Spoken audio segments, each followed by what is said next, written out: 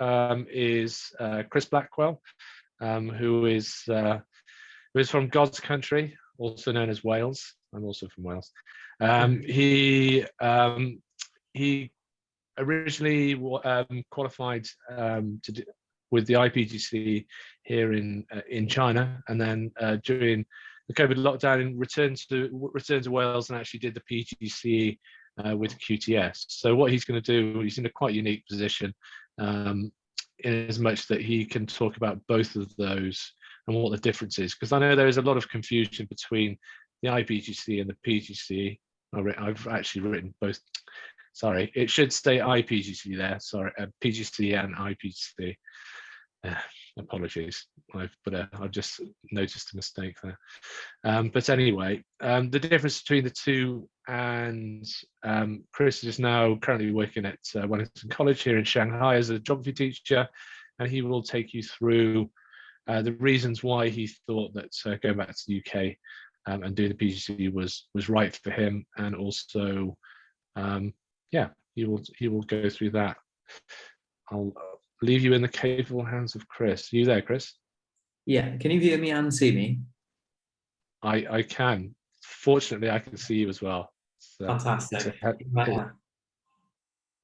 Right, strap in. Here we go. So I'll hopefully answer these questions as I go, but I've got a slightly different layout that I've prepared earlier. So I'll go through this and hopefully answer some of these as I go. As John said, I did them the wrong way around. I did the iPGCE, and then eventually I did the PGCE with QTS, and I'll explain that to begin with, because context is very important to be able to understand why I made this decision. I came over to China in 2016, and I decided to give teaching a go. I decided I liked it. In 2017, I did an iPGCE. Thought it was fantastic. Then I decided I didn't want to teach in the same age range. I was teaching in early years or kindergarten level, and I knew that I couldn't see myself working there longer than maybe 1 or 2 years maximum. So I decided to leave, or to aim a little bit higher and hopefully go to middle school or senior school. And for me at the time, there was no iQTS, unfortunately. So I needed a teaching license or QTS to be able to start teaching in those positions. So I bit the bullet. I ended up going back to the UK in 2020, 2021. I managed to get my QTS there and another PGCE in secondary geography. So hopefully that explains that. Bit of a unique situation, as John was saying. Now that I've done both, I can appreciate the differences and the nuances and the demands. So I'll hopefully be able to explain these quite in depth now. So the first question, hopefully I'll be able to answer. The first question is, what have the major differences been? For the PGCE, I think some of these have already been answered, but I'd say it's easy and it's a manageable workload. It's very linear. When you're doing your PGCEI or iPGCE, you know exactly what you're doing. You know that you have assignments due, you know what the reading list is, you know when you go into work, what you need to be able to do, and you can kind of manage your time, even though you know there's bottlenecks there to do with submission dates. It's a lot easier to be able to manage your own time, and especially if you've been working in the same school and you're not transitioning at that time, time management is so much easier. The PGCEI or iPGCE, it covers many of the same subjects as a regular PGCE, especially the university side of it to do with theories or pedagogy. And I suppose the major difference for the iPGCE is it's cheap comparatively towards a regular PGCE or PGCE with QTS. It's a lot cheaper, massively cheaper. Now, onto the negatives of PGCEI. I wrote down that it's not a magic pill for top tier schools. And I say that knowing that I've recently changed jobs, thankfully, but prior to COVID, having a PGCEI wasn't a magical gateway into different positions because the market was saturated. And at the moment, a lot of that saturation is left, unfortunately. But for some of us, it's worked out really nicely. So if you did have those qualifications, you were able to have career step-ups that may have taken 5 years, taken place within 6 months, which is excellent. So having those qualifications were definitely valuable, and could often pay themselves off within a matter of months, if not a year. And I put down as a negative, but it's not really a negative because we already know about this.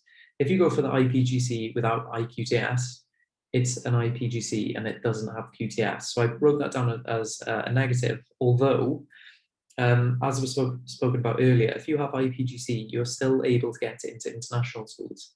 If those international schools are COBIS accredited, you're able to be supported in the process of getting QTS through those schools. So you could kill two birds with one stone just by getting the iPGCE. So that's worth keeping in mind, that the step up or the step into the door could be more valuable than you would initially realize by having an iPGCE. And I think that that's not something to sleep on. That's very important.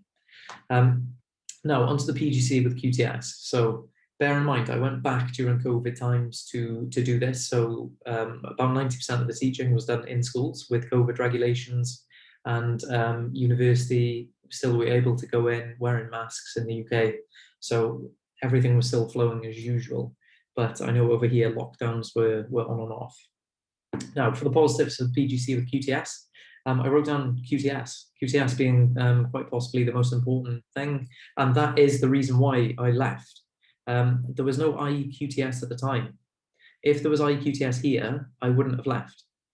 Completely, I would not have left. But in my personal opinion, if I could have had IEQTS here, instead of having to go back to the UK and sacrifice a year, I would not have gone back to the UK. No doubt in my mind I would have stayed.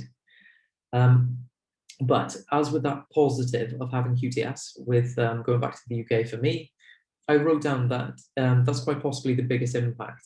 It acts as a license, and with that license, you need government background checks. You also have your evidence being centralized in a place where your future employers can check what you've done, where you've been, where you've worked, what PD you've been doing. So it's like a career background check as well as criminal background check, all in one. Along with that, if you have QTS, and if you have QTS in the UK or hopefully over here, it's evidence that you can, or it's a demonstration that you can go through some sort of hardship. It's a bit of a baptism by fire, because you get put in front of people, you're in uncomfortable situations, and the entire time you're being supervised and being monitored. The highs and lows of it are, you always get feedback. And I think that's something that's also extremely useful.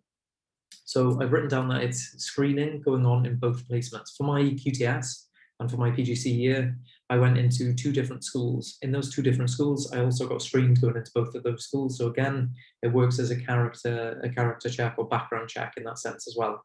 The next one I wrote down is that because there's always someone inside your classroom and you are encouraged to go and watch other people's lessons, you're learning from experts all the time in much busier classrooms in countries where the students won't be as well behaved.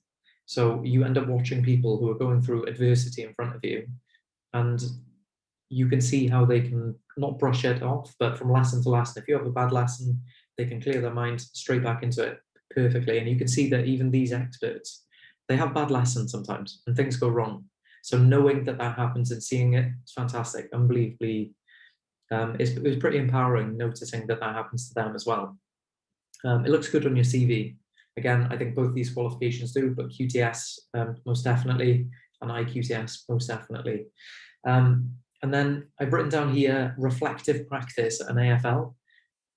Those 2 phrases are scarred into my mind from the PGCE with QTS. Reflective practice is basically everything we did in every single sense of the word, in university, on placement, collecting evidence. All of it was to do with reflective practice, and hand in hand with that is assessment for learning. That was a big learning point when I was in university, and I think it probably still is now. Extremely useful tool to be able to connect the lessons together. I had no idea about that until I went home and carried on. Now, those are all the positives. Finally, onto the negatives. The negatives for going back and doing the PGCE with QTS is massive. I'd say, well, like I said earlier, if there was IQTS here at the time, I would have done it without a shadow of a doubt. I've said money is the big issue. When I did my my QTS, my PGCE with QTS, it worked out to be about £9,250. I was very lucky I could live at home as well, so I didn't have to pay for accommodation. But the way I weighed this up in my head, and I've thought about this for a lot since I came back, if you're a qualified teacher in England, your starting salary outside of London is about £25,000. And in Wales, it's about £27,000. So I can imagine if you're here teaching at the moment, you probably are earning more than that. Otherwise, you'd be earning less than back home, and it would be financially more beneficial to be back in the UK teaching, or wherever your home country is. So my first assumption is that you're probably getting paid more here than you would be back home. And then you'd have to take a year's worth of salary away from that. So whatever you would be earning in a year, if you rounded it up to £30,000, you could then add on the price of the course, the price of living, the price of transport, and possibly the price of not getting hired immediately after. So that price can easily rise up to over £45,000 worth of a mixture of spending, tuition, living, and a lack of salary. So it could easily rack up to over £50,000 very, very quickly. Extremely, extremely a huge amount of money, whichever way you look at it. I wrote down as a negative that with the PGCE and QTS, it feels as if you're juggling about 3 different qualifications instead of just the iPGCE.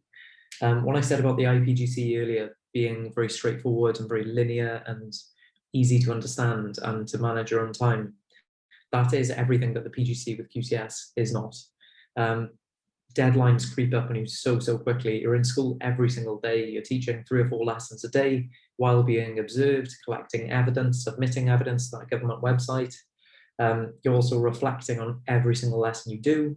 And when you go home after a really busy day, you then need to be able to do your assignments.